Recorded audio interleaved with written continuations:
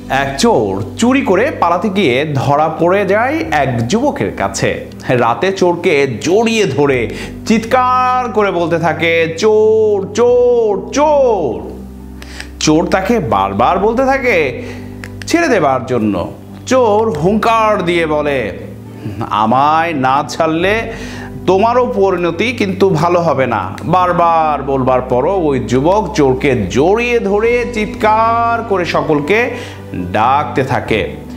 বেগতিক দেখে চোরও তখন হাতের সব জিনিস ফেলে ছুঁড়ে দিয়ে ওই যুবককে শক্ত করে জড়িয়ে ধরে সেও চোর চোর বলে চিৎকার শুরু করে। পরস্পর চোর চোর চিৎকার। লোকজন শুনে এবার বেরিয়ে এসে দেখে দুজন দুজনকে জড়িয়ে ধরে চোর চোর চিৎকার করছে।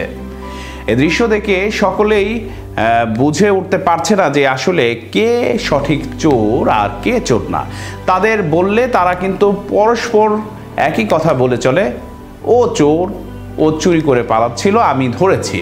বিব্রত জনসাধারণ তাদের বলতে থাকে, সত্যি করে বলো তো তোমাদের মধ্যে কে চোর? তারা আবার একই কথা বলতে থাকে তোতা পাখির মতো, যে ও চোর, ওকে আমি ধরেছি।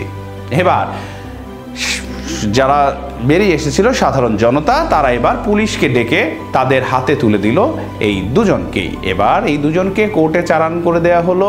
পরদিন কোর্টে তাদের বিচার শুরু হলে বিচারক জানতে চান প্রকৃত ঘটনা কি। পরস্পর একই কথা আবার তোতা পাখির মতো বিচারককে বলতে থাকেন। বিচারক আইনের নানা ধারায় ভয় দেখালেও কেউ আর অন্য কথা শুনতে নারাজ। সবাই বিচারককে বলতে থাকে ও চোর, ও চুরি করেছে, একই কথা। বিচারক নিজেও এবার বেশ বিব্রত হয়ে বাধ্য হন তাদের দুজনকেই সাজা দিতে। বিচারক সাজা দিয়ে বলেন, এখান থেকে 2 মাইল দূরে একটি মরদেহ পড়ে আছে।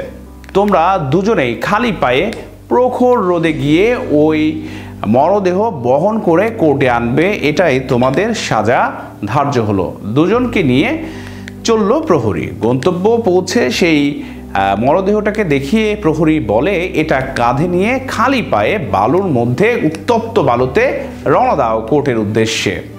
এরপর তারা আর কোনো উপায় না দেখে বাধ্য হয়েই এখন সেই মরদেহটি কাঁধে নিয়ে প্রখর তাপে খালি পায়ে উত্তপ্ত বালুর মধ্য দিয়ে ওই মরদেহকে বহন করে কোর্টের দিকে কিন্তু আসতে থাকে। এই সময় একজন আরেকজনকে দুঃখ করে বলে, হ্যাঁ ভগবান, এ তোমার কেমন খেলা, কেমন বিচার। আমি তো চুরি করিনি, আমি তো চোরকে দিয়েছি, অথচ এই চুরির সাজা আমাকে নিজেকেই ভোগ করতে হচ্ছে। তখন চোর তখন বলে ওঠে হেসে, হ্যাঁ কেন, তোকে না 1000 বার বললাম যে আমাকে ছেড়ে দে, নতুবা কিন্তু তোকেও বিপদে পড়তে হবে, শুনলি না? মদ হতে চেয়ে আমায় আটকালি, আর এখন হোক, আমি তো চুরির দায়ে সাজা পেতামই, তুইও পেলি। হ্যাঁ, কথা না শোনার ফল এতে, এটাই হলো। মানে তখন কিন্তু চোর তাকে উপহাস করে বলল। সুতরাং সাবধান, চোর চুরি করবে, চোরকে ধরবেন, সব কিছু ঠিক আছে, তবে টেকনিক অবলম্বন করতে হবে। অর্থাৎ চোরকে ধরে আবার আপনি না চোর হয়ে যান।